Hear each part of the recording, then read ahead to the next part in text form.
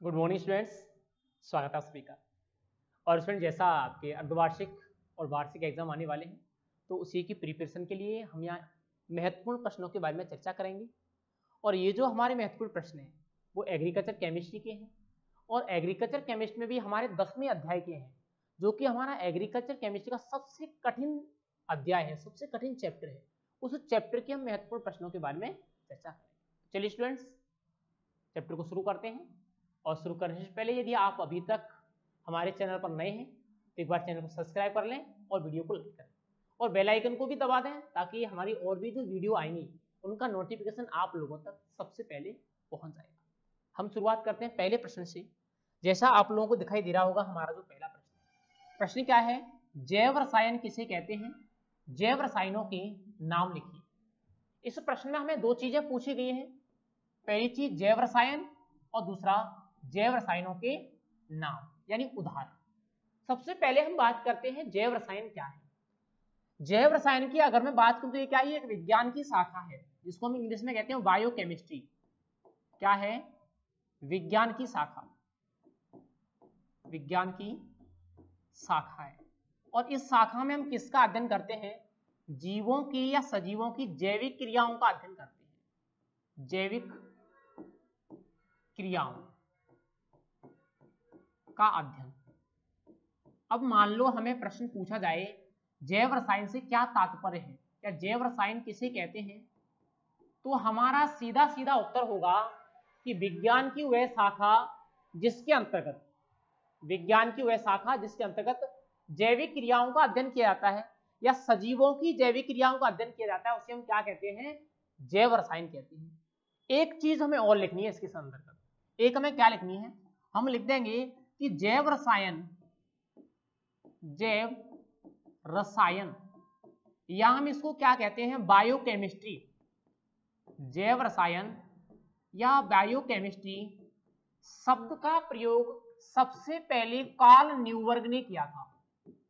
किसने किया था, कार्ल न्यूबर्ग ने किया था। इतना आपको लिखना है तो आपकी परिभाषा बिल्कुल मजबूत हो जाएगी। प्रश्न क्या है, जैव रसायन किसे कहते हैं, फिर क्या होगा, विज्ञान की वह शाखा जिसके अंतर्गत सजीवों में होने वाली जैविक क्रियाओं का अध्ययन करते हैं, जैव रसायन कहलाती है। जैव रसायन या बायोकेमिस्ट्री शब्द का प्रयोग सबसे पहले कार्ल न्यूबर्ग नामक वैज्ञानिक के द्वारा किया गया।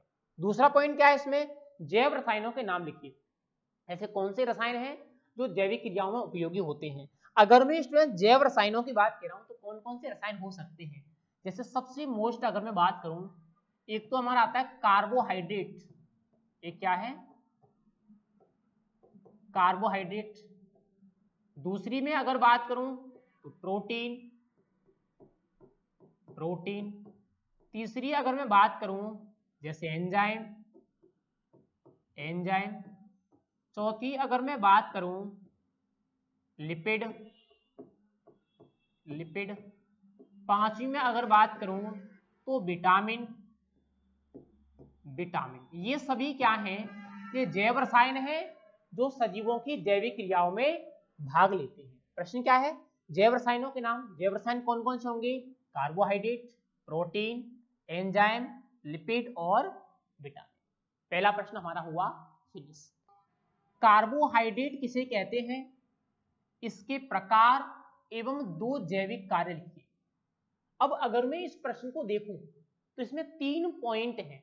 3 पॉइंट कौन कौन से, पहला कार्बोहाइड्रेट किसे कहते हैं, दूसरा कार्बोहाइड्रेट के प्रकार, तीसरा कार्बोहाइड्रेट के जैविक कार्य।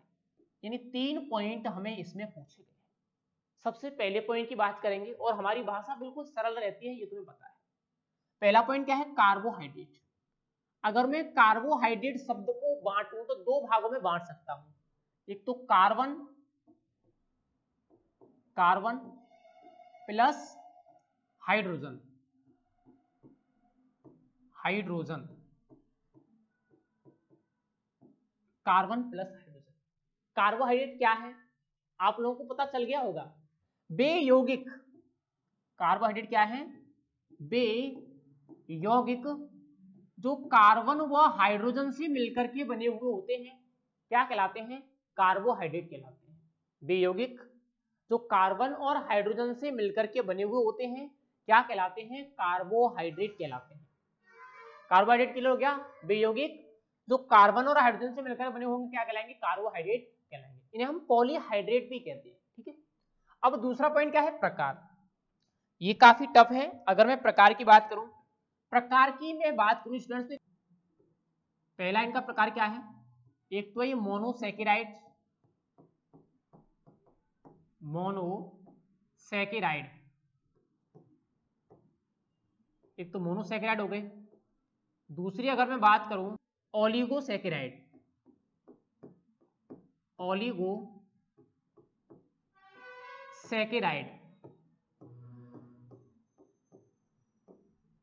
तीसरे कौन से हैं? तीसरे हैं हमारे पॉलीसैकेराइड, पॉलीसैकेराइड। अब आपको इनके बारे में थोड़ा थोड़ा लिखना होगा। तुम किस तरीके से लिखेंगे और क्या लिखेंगे वो थोड़ा सा समझ लो। जैसे बात करूं मोनोसैकेराइड क्या है? मोनोसैकेराइड क्या है? सरलतम शर्करा। क्या है?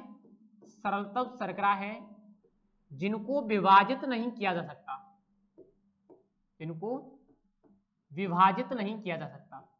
मोनोसैकेराइड क्या है?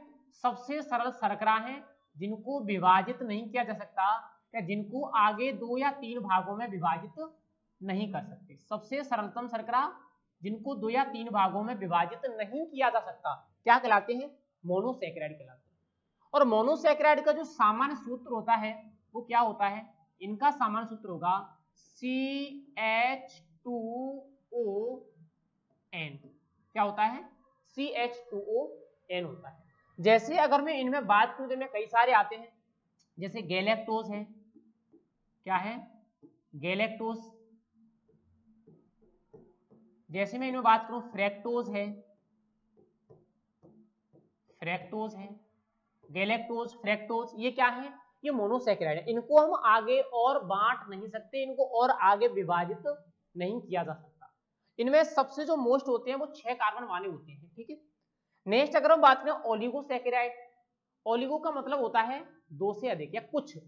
ओलिगो का मतलब क्या होता है? कुछ, यानी ऐसी शर्करा या ऐसी कार्बोहाइड्रेट जिनको हम 2 से 10 भागों में बांट सकते हैं। 2 से 10 भाग, या मैं कह सकता हूं 2 से 10 सरल अणुओं में बांट सकते हैं, उनको क्या कहा जाता है? उनको हम कह देते हैं ओलिगोसैकेराइड। ऐसे कार्बोहाइड्रेट या ऐसी शर्करा जिनको 2 से 10 सरल अणुओं में बांटा जा सकता है उनको हम क्या कहते हैं? ओलिगोसैकेराइड कहते हैं। जिसमें 2 कार्बन होंगे उसको हम डाइसैकेराइड कहेंगे, जिसमें 3 कार्बन होंगे उसको हम ट्राइसैकेराइड कहेंगे, जिसमें 4 कार्बन होंगे उसको हम टेट्रासैकेराइड कहेंगे। यानी जितने कार्बन होंगे उसके आधार पर इनका नाम दिया जाता है। इनमें जो सबसे उत्तम है, सबसे जो अच्छे होते हैं वो 6 कार्बन वाले होते हैं। 6 कार्बन वाले क्या होते हैं? सबसे उत्तम होते हैं। 12 कार्बन वाले, सॉरी 12 कार्बन वाले सबसे उत्तम होते हैं। जैसे C12H22O11 क्या है इनका सूत्र? C12H22O11, 12 कार्बन वाले इनमें सबसे उत्तम माने जाते हैं। जैसे मैं बात करूं एग्जाम्पल के रूप में सुक्रोज है। क्या है? Sucrose, sucrose. जैसे मैं एग्जाम्पल के रूप में बात करूं लैक्टोज है, जिसको हम दूध की शर्करा भी कहते हैं। सुक्रोज और लैक्टोज दोनों क्या है? डाइसैकेराइड है। आपसे ऐसे भी प्रश्न पूछ लिया कि निम्न में से डाइसैकेराइड कौन है, तो सुक्रोज और लैक्टोज। आगे कौन से? पॉलीसैकेराइड। पॉलीसैकेराइड क्या है? अगर मैं पॉलीसैकेराइड की बात करूं तो ये उच्च अणुभार वाले, क्या है? उच्च अणुभार वाले, उच्च अणुभार वाले क्या है? कार्बोहाइड्रेट है। कार्बोहाइड्रेट, उच्च अणुभार वाले कार्बोहाइड्रेट क्या कहलाते हैं? पॉलीसैकेराइड कहलाते हैं। या हम कह सकते हैं कि वे मोनोसैकेराइड अथवा डाइसैकेराइड जिनके अणुभार उच्च होते हैं, वे मोनोसैकेराइड अथवा डाइसैकेराइड जिनके अणुभार उच्च होते हैं क्या कहलाते हैं? पॉलीसैकेराइड कहलाते हैं। इनकी अगर मैं बात करूं तो ये कैसे होते हैं? ये रंगहीन होते हैं, रंगहीन। ये कैसे होते हैं? ये स्वादहीन होते हैं, स्वादहीन। ये कैसे होते हैं? ये अवलेय होते हैं, यानी जल में घुलते नहीं है, अवलेय। रंगहीन, स्वादहीन, अवलेय, इसलिए इनको हम क्या कहते हैं? इसलिए हम इनको कहते हैं अशर्करा। इनको क्या कहा जाता है, इनको अशर्करा कहा जाता है। जैसे इन दोनों को हम क्या कह रहे थे, इनको हमने शर्करा कहा, यहाँ शर्करा लिखा, यहाँ शर्करा लिखा, इनको हम क्या कहते हैं, अशर्करा। क्यों कहते हैं, क्योंकि रंगीन होते हैं, स्वादीन होते हैं और जल में अम्लीय होती है। जैसे एग्जाम्पल के रूप में मैं बात करूं, जैसे स्टार्च है, क्या है, जैसे मान लो स्टार्च है। जैसे मान लो मैं बात करूं सेलुलोज है, जो कि फसलों में पाया जाता है, सबसे ज्यादा कपास में पाया जाता है, 90% सेलुलोज है। भूसे में पाया जाता है सेलुलोज। ये क्या है, ये आपके पॉलीसेकेराइड। ये आपका क्या हो गया, कार्बोहाइड्रेट के प्रकार हो गए। तीसरा पॉइंट क्या है, कार्बोहाइड्रेट के जैविक कार्य। और कितने लिखने हैं, 2 कार्य लिखने हैं। आसानी से लिख सकते हैं अपन जैविक कार्य 2। कौन सा कार्य होगा, सबसे पहले कार्बोहाइड्रेट क्या करता है, एक तो कार्बोहाइड्रेट शरीर में ऊर्जा का कार्य करता है, ऊर्जा का कार्य करता है। दूसरी में बात करूं, कार्बोहाइड्रेट क्या करता है, कंकाल निर्माण का कार्य करता है। हमारे शरीर का जो कंकाल है, उस कंकाल के निर्माण का भी कार्य किसके द्वारा होता है, कार्बोहाइड्रेट के द्वारा होता है, कंकाल निर्माण का कार्य करता है। नेक्स्ट में अगर और भी बात करूं, तो शरीर में जो ऊतकों का निर्माण होता है, ऊतकों का निर्माण भी किसके द्वारा होता है, कार्बोहाइड्रेट के द्वारा होता है। ऊतकों की क्षतिपूर्ति भी किसके द्वारा होती है, कार्बोहाइड्रेट के द्वारा होती है। तो ये हमारा दूसरा प्रश्न स्टूडेंट्स क्या हुआ, क्लियर हुआ। अब हम थोड़ा सा और आगे चलते हैं। एमिनो अम्ल किसे कहते हैं, आवश्यक एमिनो अम्लों की परिभाषा एवं उदाहरण लिखिए। इस प्रश्न में भी हमें 3 पॉइंट पूछे गए। पहला, एमिनो अम्ल किसे कहते हैं, दूसरा एमिनो अम्लों की परिभाषा, और तीसरा क्या पूछा गया है, तीसरा पूछा गया है उदाहरण। 3 पॉइंट इसमें पूछे गए। सबसे पहले पॉइंट की बात करते हैं, एमिनो अम्ल। हम किसकी बात कर रहे हैं, एमिनो अम्ल। एमिनो अम्ल क्या है, एमिनो अम्ल वे पदार्थ हैं, वे पदार्थ जिनमें एमिनो का मतलब क्या है, एमीन, व अम्ल का मतलब क्या है, अम्ल समूह यानी कार्बोक्सिल, कार्बोक्सिल। और कार्बोक्सिल को क्या कहा जाता है, COOH। एमिनो क्या कहा जाता है, NH2। यानी वे पदार्थ जिनमें एमीन और कार्बोक्सिल समूह उपस्थित होते हैं क्या कहलाते हैं, एमिनो अम्ल कहलाते हैं। या मैं कह सकता हूं वे प्रोटीन जिनमें एमीन समूह और कार्बोक्सिल समूह पाया जाता है, उनको हम क्या कहते हैं, एमिनो अम्ल कहते हैं। साधारण परिभाषा क्या होगी, वे पदार्थ जिनमें एमीन व कार्बोक्सिल समूह पाया जाता है क्या कहलाते हैं, एमिनो अम्ल कहलाते हैं। एमीन का सूत्र NH2 और कार्बोक्सिल का सूत्र क्या होगा, COOH। अब अगला क्या है, आवश्यक एमिनो अम्ल। यहां हम एक चीज और लिख सकते हैं कि प्रकृति में टोटल 20 एमिनो अम्ल ज्ञात हैं। एक और चीज यहां लिख सकते हैं, प्रकृति में टोटल कितने अमीनो अम्ल ज्ञात हैं, 20 अमीनो अम्ल ज्ञात हैं। अब हम यहां आ जाते हैं, आवश्यक अमीनो अम्ल। हमने यहां क्या पढ़ा, प्रकृति में कुल ज्ञात अमीनो अम्ल कितने हैं, कुल ज्ञात अमीनो अम्ल कितने हैं, 20। इन 20 अमीनो अम्लों में से जो संश्लेषण होता है, या मैं कह सकता हूं जो निर्माण होता है, वो कितनों का होता है, केवल 10 का निर्माण होता है। और इन 10 अमीनो अम्लों को ही हम क्या कह देते हैं, आवश्यक अमीनो अम्ल कहते हैं। परिभाषा कैसे लिखोगे, प्रकृति में ज्ञात कुल 20 अमीनो अम्लों में से 10 अमीनो अम्लों का संश्लेषण होता है, जिन्हें आवश्यक अमीनो अम्ल कहा गया है। प्रकृति में ज्ञात 20 अमीनो अम्लों में से केवल 10 अमीनो अम्लों का संश्लेषण होता है, जिन्हें आवश्यक अमीनो अम्ल कहा गया है। अब बात आती है उदाहरण की, लास्ट में एग्जाम्पल। आपको क्या लिखने हैं, अमीनो अम्लों के एग्जाम्पल लिखने हैं।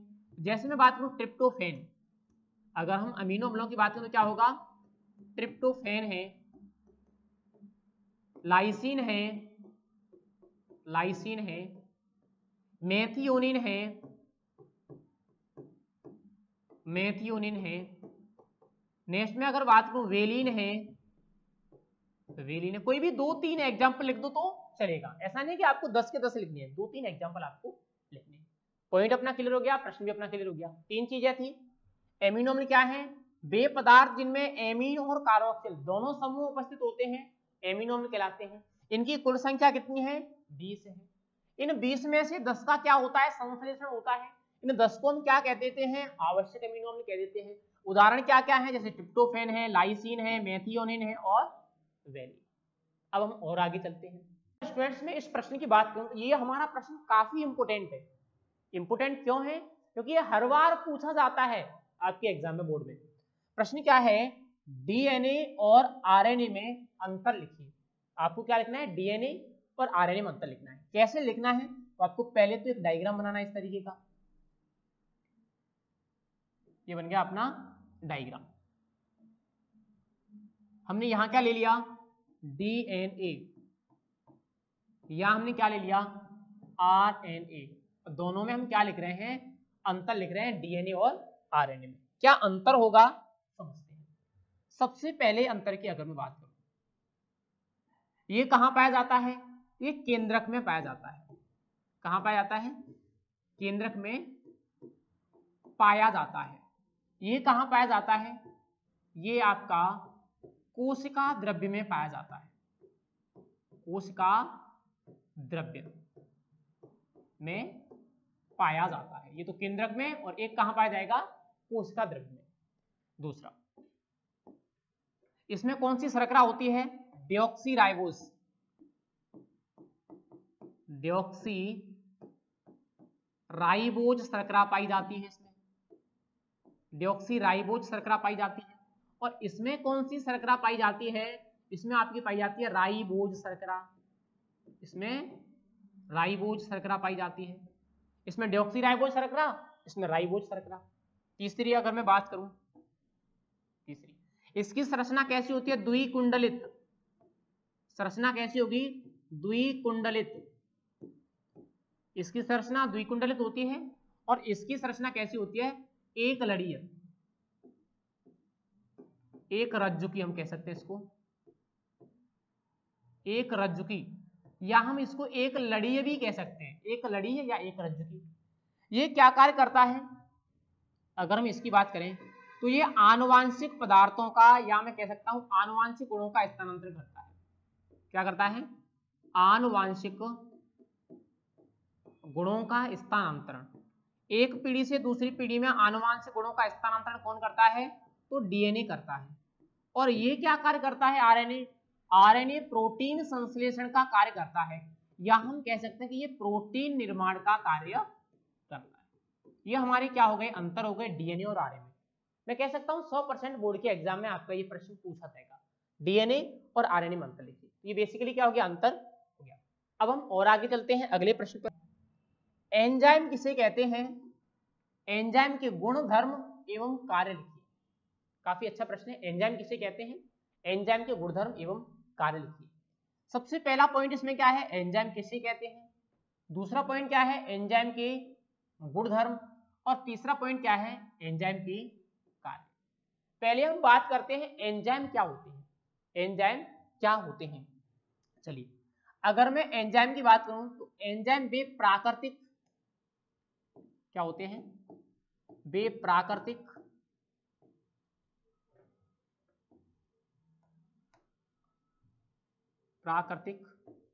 पदार्थ, वे प्राकृतिक पदार्थ जो प्रोटीन से बनते हैं, जो प्रोटीन से बनते हैं तथा जैविक क्रियाओं में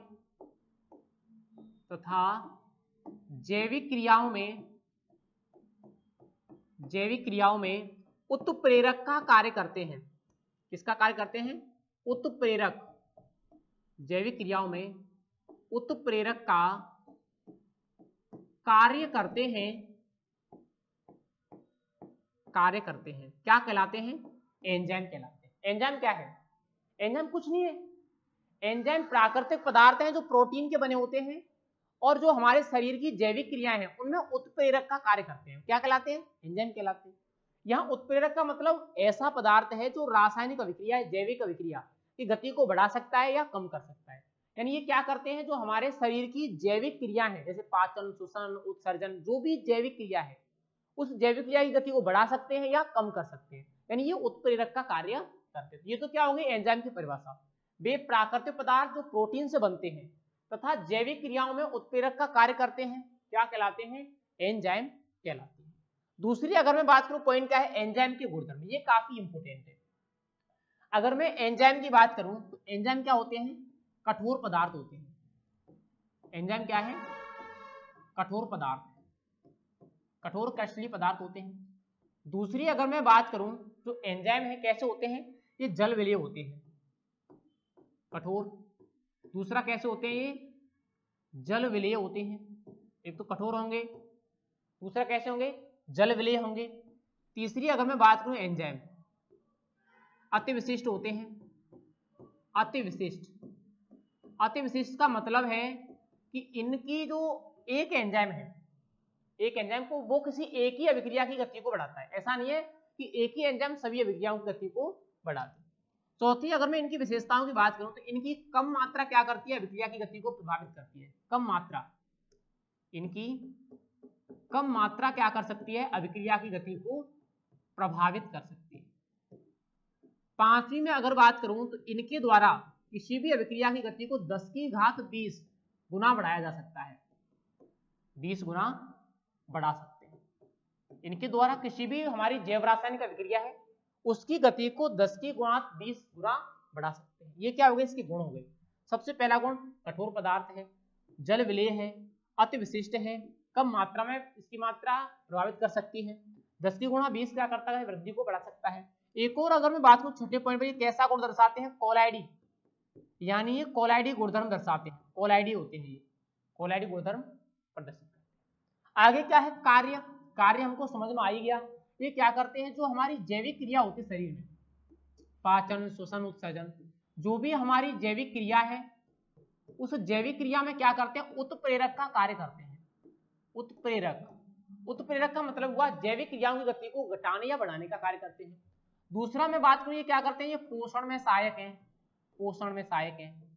ये उत्सर्जन में भी सहायक हैं, उत्सर्जन में भी क्या है, ये सहायक है। पोषण में सहायक है, ये उत्सर्जन में सहायक है। जितने भी जैविक कार्य होते हैं उनमें ये क्या करते हैं, सहायता करते हैं। तो ये हमारा पॉइंट क्लियर हुआ। आगे हम चलते हैं अगले पॉइंट पर स्टूडेंट्स। विटामिन किसे कहते हैं, विटामिनों का वर्गीकरण एवं कार्य लिखिए। विटामिन किसे कहते हैं, विटामिनों का वर्गीकरण एवं कार्य लिखिए। विटामिन किसे कहते हैं, पहला प्रश्न। दूसरा, विटामिनों का वर्गीकरण। तीसरा, विटामिनों के कार्य। यानी इस प्रश्न में भी हमें कितने पॉइंट पूछे गए हैं, तो स्टूडेंट्स 3 पॉइंट इस प्रश्न में हमें पूछे गए हैं। 3 पॉइंट कौन कौन से, विटामिन किसे कहते हैं, विटामिनों का वर्गीकरण और विटामिनों का कार्य। सबसे पहले हम बात करते हैं विटामिन। अगर मैं विटामिन की बात करूं तो विटामिन शब्द का जो सबसे पहले प्रयोग किया वो किसने किया, फ्रंक ने किया। फ्रंक ने प्रयोग किसने किया, फ्रंक ने किया। अब विटामिन है क्या, विटामिन, अगर आप विटामिन का संधि विच्छेद करोगे तो विट एमीन, यानी ये क्या है, ये जीवों में पाए जाने वाले एमीन है। क्या है, जीवों में पाए जाने वाले, जीवों में पाए जाने वाले एमीन, जीवों में पाए जाने वाले एमीन क्या कहलाते हैं, विटामिन कहलाते हैं। विटामिन क्या है, जीवों में पाए जाने वाले एमीन है। और इसके शब्द का प्रयोग किसने किया, फ्रंक ने किया था। इनकी अगर मैं बात करूं तो ये मानव शरीर में संश्लेषित नहीं होते हैं, ये मानव शरीर में संश्लेषित नहीं होते, यानी मानव के शरीर में इनका निर्माण नहीं होता है, इनको बाहरी स्रोतों से प्राप्त किया जाता है। विटामिन की अगर हम बात करें तो ये मानव के शरीर में संश्लेषित नहीं होंगे, इनको बाहरी स्रोतों से ही प्राप्त किया जाता है। अगर हम बात करें विटामिनों का वर्गीकरण, दूसरा पॉइंट, विटामिनों को 2 भागों में बांटा गया है। कौन कौन से, ये आपने कई बार पढ़े होंगे। एक विटामिन तो होती है हमारी जल विलेय, जो जल में घुल जाती है, जल विलेय विटामिन, जल विलेय। और दूसरी जो हमारी विटामिन होती है वो होती है वसा विलेय।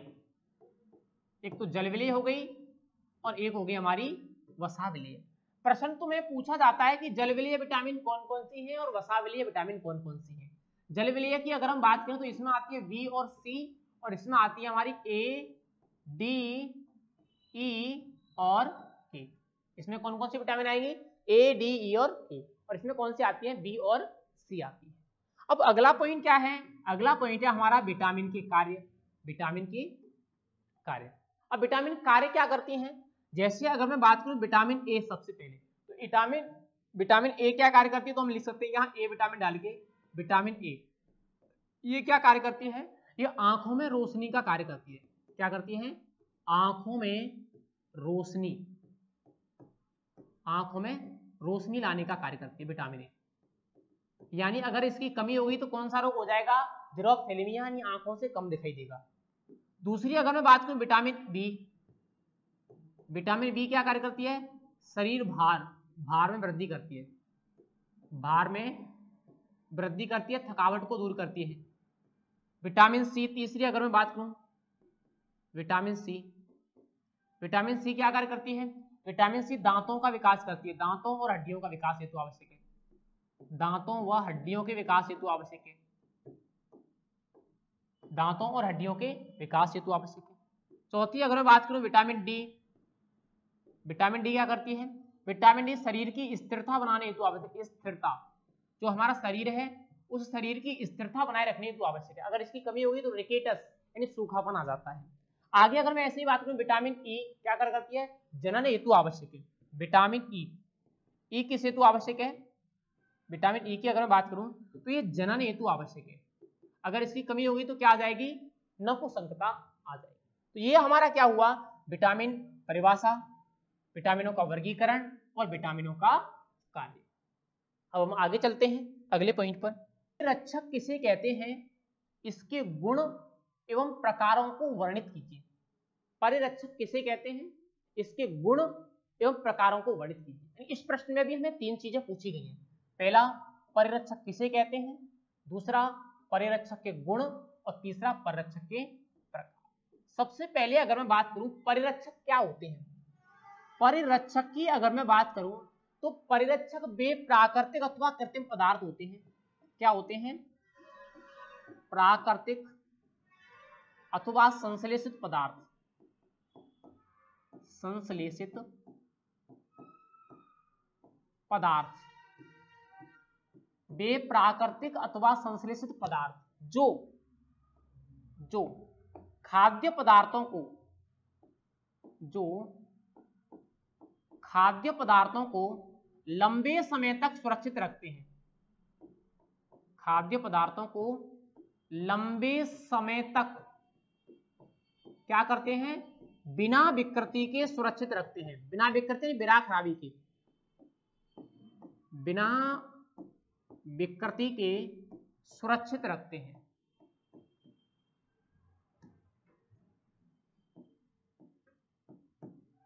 सुरक्षित रखते हैं, बिल्कुल सिंपल परिभाषा है, आपको रटने की आवश्यकता नहीं है। परिरक्षक क्या है, वे प्राकृतिक अथवा संश्लेषित पदार्थ होते हैं जो खाद्य पदार्थों को लंबे समय तक बिना खराबी या बिना विकृति के सुरक्षित रखते हैं। अब हम बात करें इनके गुणधर्म क्या क्या होने चाहिए, तो एक तो इसका गुण ये होना चाहिए कि इसकी कम मात्रा से काम हो जाए, कम मात्रा क्या हो, इसकी उपयोगी हो, इसकी कम मात्रा ही क्या हो, उपयोगी हो, कम मात्रा से ही हमारा काम हो जाए। पहला, कम मात्रा क्या हो, उपयोगी हो। दूसरा इसका गुण क्या होगा, एक तो कम मात्रा क्या होगी, उपयोगी होगी। दूसरा गुण होगा इसका जो प्रभाव है, प्रभाव वो लंबे समय तक रहना चाहिए, लंबे समय तक, लंबे समय तक हो। तीसरी अगर मैं बात करूं, तीसरा ये कैसा हो, ये उसके स्वाद और रंग को, स्वाद व रंग बनाए रखे। ऐसा नहीं है कि उसके स्वाद और रंग में क्या कर दे, परिवर्तन कर दे, स्वाद और रंग को क्या है, बनाए रखे, स्वाद और रंग में कोई परिवर्तन न करे। आगे हम कह सकते हैं कि ये कैसा होना चाहिए, पदार्थ के अनुकूल होना चाहिए, पदार्थ के अनुकूल। पदार्थ के अनुकूल का मतलब है कि वो पदार्थ से किसी भी प्रकार की क्रिया करने वाला नहीं होना चाहिए। जैसे हमारे अगर खाने से वो किसी प्रकार की क्रिया करेगा तो उसको क्या कर देगा, दूषित कर देगा। इसलिए हमारे जो गुण है इसके परिरक्षक वो ये होने चाहिए, एक तो उसकी कम मात्रा उपयोगी हो, दूसरा उसका प्रभाव लंबे समय तक रहना चाहिए, तीसरा वो स्वाद और रंग को बनाए रखे, और चौथा वो पदार्थ के अनुकूल हो, पदार्थ से किसी भी प्रकार की क्रिया नहीं करता।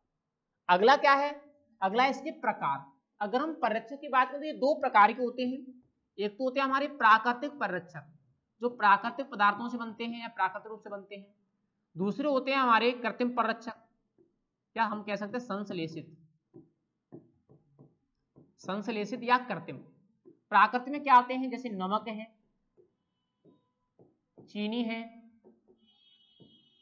तेल है। आपसे पूछा भी जाएगा प्राकृतिक परक्षक कौन कौन से हैं, तो नमक, चीनी, तेल। कृत्रिम परक्षक कौन कौन से हैं, जैसे सिरका, यानी हम कह सकते हैं एसिटिक अम्ल, सिरका। आगे हम कह सकते हैं KMS, पोटेशियम मेटाबाइसल्फाइड। आगे हम कह सकते हैं सोडियम बेंजोइट, सोडियम बेंजोइट। ये कैसे हैं, ये आपके संश्लेषित या रासायनिक, या हम कह सकते हैं कृत्रिम परक्षक। रासायनिक भी कहते हैं इसको, ये तो प्राकृतिक हो गए, और ये कैसे हो गए, संश्लेषित, या हम कह सकते हैं रासायनिक परक्षक, रासायनिक परक्षक। ये प्रश्न में क्या हुआ स्टूडेंट्स, अपना क्लियर हुआ। अब हम थोड़ा सा और चलते हैं आगे अगले प्रश्न पर। खाद्य रंग क्या है, खाद्य रंगों के गुण एवं उदाहरण लिखिए। अब खाद्य रंग क्या है, खाद्य रंग का मतलब है ऐसे रंग, या मैं कह सकता हूं खाद्य पेय पदार्थ जो भोजन, वे पदार्थ जो भोजन के रंग को बनाए रखते हैं, को बनाए रखते हैं, क्या कहलाते हैं, खाद्य रंग कहलाते हैं। यानी वे पदार्थ जो भोजन के रंग को बनाए रखते हैं क्या कहलाते हैं, खाद्य रंग कहलाते हैं। जैसे आपने देखा होगा लड्डू का रंग अलग आता है, रायते का रंग अलग आता है, तो इसका क्या है, वो रंग है, कैसे रंग है, खाद्य रंग। खाद्य रंग क्या है, वे पदार्थ जो भोजन या भोज्य पदार्थ, भोजन या हम क्या कह सकते हैं भोज्य पदार्थ, भोज्य पदार्थ के रंग को बनाए रखते हैं, उनको हम क्या कहते हैं, खाद्य रंग कहते हैं। खाद्य रंगों के गुण लिखिए, आपको क्या लिखने हैं, खाद्य रंगों के गुण लिखने हैं। पहला गुण क्या होगा, खाद्य रंग कैसा होना चाहिए, खाद्य रंग जो है उसकी कम मात्रा उपयोगी हो, कम मात्रा क्या हो उसकी, उपयोगी, यानी उसकी कम मात्रा से क्या चल जाए, काम चल जाए, पहला पॉइंट। दूसरा पॉइंट, खाद्य रंग कैसा होना चाहिए, सस्ता होना चाहिए। ऐसा नहीं है कि खाद्य रंग बहुत ज्यादा महंगा हो तो उसको कोई खरीद नहीं पाए, कैसा होना चाहिए, सस्ता होना चाहिए। तीसरी अगर मैं बात करूं, खाद्य रंग के कोई भी हानिकारक प्रभाव नहीं होने चाहिए, क्या नहीं होना चाहिए, हानिकारक प्रभाव नहीं होने चाहिए, हानिकारक जो प्रभाव है वो इसके नहीं होने चाहिए। आगे अगर मैं बात करूं, जो खाद्य रंग है वो कैसा होना चाहिए, प्राकृतिक होना चाहिए, प्राकृतिक। प्राकृतिक का मतलब है प्रकृति संतुलन, यानी पर्यावरण के लिए अनुकूल होना चाहिए। यहाँ प्राकृतिक का मतलब क्या है, पर्यावरण के लिए अनुकूल होना चाहिए। तो ये क्या हो गई, ये खाद्य रंगों की विशेषता हो गई। आगे अगर बात करूं उदाहरण, खाद्य रंग के उदाहरण कौन कौन से हैं, जैसे बात करूं एजोरंजक, खाद्य रंगों के रूप में सबसे ज्यादा प्रयोग होता है, किसका होता है, एजोरंजक। आगे अगर बात करूं कोलतार, एजोरंजक है, और दूसरा कौन सा है, कोलतार है। इनका उपयोग किस रूप में होता है, इनका उपयोग खाद्य रंगों के रूप में किया जाता है। ये भी अपना क्लियर हो गया, खाद्य रंग क्या है, बेसिक प्रश्न है। तो खाद्य रंग क्या है, वे पदार्थ जो भोजन के रंग को बनाए रखते हैं, खाद्य रंग कहलाते हैं। विशेषता क्या होती है, उदाहरण इनके क्या होती है। जैसे आप मिठाइयों की बात करोगे तो मिठाइयों में सिल्वर कलर लगाया जाता है, तो वो खाद्य रंग है। नेक्स्ट हमारे कुछ छोटे छोटे प्रश्न आते हैं स्टूडेंट्स, जिनके बारे में हम चर्चा कर रहे हैं अभी। जैसे अगर मैं छोटे प्रश्नों की बात करूं तो कुछ प्रश्न इस तरीके से हैं। सबसे पहला प्रश्न है, कार्बोहाइड्रेट का सामान्य सूत्र लिखिए, कार्बोहाइड्रेट का सामान्य सूत्र लिखिए। काफी अच्छा प्रश्न। तो इसका जो सामान्य सूत्र होता है वो होता है CxH2O। कार्बोहाइड्रेट का सामान्य सूत्र क्या होता है, CxH2O। अगला क्या है, दो मोनोसैकेराइड के मध्य के बंध को क्या कहते हैं। मान लो दो मोनोसैकेराइड मिलकर के डाइसैकेराइड बना रहे हैं, तो वो किस बंध के द्वारा जुड़ेंगे, तो उसको हम कहते हैं पॉलीपेप्टाइड बंध। क्या कहते हैं उसको, पॉलीपेप्टाइड, पेप्टाइड बंध। जब कई जुड़े होते हैं तब तो हम इसको पॉलीपेप्टाइड कहते हैं, लेकिन जब सिर्फ दो ही जुड़ते हैं तो हम इसको केवल क्या कह देते हैं, पेप्टाइड बंध कह देते हैं। क्या कह देते हैं इसको, पेप्टाइड बंध कह देते हैं। अगला है हमारा, मानव शरीर के कौन से भाग प्रोटीन द्वारा बने होते हैं। काफी अच्छा प्रश्न है, मानव शरीर के कौन से भाग प्रोटीन द्वारा बने होते हैं। अगर मैं मानव शरीर के भागों की बात करूं स्टूडेंट्स, तो एक तो जैसे मैं बात करूं अपने जो बाल हैं प्रोटीन के द्वारा बने होते हैं, अपने जो नाखून हैं वो प्रोटीन के द्वारा बने होते हैं। अपने शरीर में जो एंजाइम हैं वो प्रोटीन के द्वारा बने होते हैं। अपने शरीर में जो हार्मोन हैं वो भी किसके द्वारा बने होते हैं? प्रोटीन के द्वारा बने होते हैं। नेक्स्ट में बात करूं अगले प्रश्न की, सुक्रोज का जल अपघटन कराने पर कौन से उत्पाद बनते हैं? वेरी वेरी इंपॉर्टेंट प्रश्न है। सुक्रोज का जल अपघटन कराने पर कौन कौन से उत्पाद बनते हैं? तो जब हम सुक्रोज का जल अपघटन कराते हैं, एक तो हमें प्राप्त है ग्लूकोज और दूसरा हमें प्राप्त होता है फ्रैक्टोज। ग्लूकोज और दूसरा फ्रैक्टोज। नेक्स्ट में अगर बात करूं, लार में कौन सा एंजाइम पाया जाता है? काफी अच्छा प्रश्न है। मनुष्य की लार में कौन सा एंजाइम? तो टाइलिन। कौन सा? टाइलिन। टाइलिन नामक एंजाइम पाया जाता है, टाइलिन। नेक्स्ट जो अपना प्रश्न है वह तेल व वसा में क्या अंतर है? ये काफी अच्छा प्रश्न है। तेल और वसा में क्या अंतर है? हम तो एक ही जानते हैं, लेकिन मैं आपको बता दूं जो तेल है वो असंतृप्त वसीय अम्ल है और वसा संतृप्त वसीय अम्ल है। तेल असंतृप्त वसीय अम्ल, वसा संतृप्त वसीय अम्ल है। अगला प्रश्न है, माल्टोज को ग्लूकोज में बदलने का कार्य कौन करता है? माल्टोज को ग्लूकोज में बदलने का कार्य कौन करता है? तो माल्टोज को ग्लूकोज में कौन बदलेगा? ये बदलेगा माल्टेज नामक एंजाइम। कौन बदलता है? एक एंजाइम होता है माल्टेज, वो माल्टेज नामक एंजाइम माल्टोज को ग्लूकोज में बदलने का कार्य करता है। तो ये हुए स्टूडेंट्स हमारे महत्वपूर्ण प्रश्नोत्तर जिनके बारे में हमने चर्चा की। मुझे आशा है ये प्रश्न आप सारे स्टूडेंट्स को समझ में आए होंगे और ये आप लोगों के लिए काफी हेल्पफुल भी है।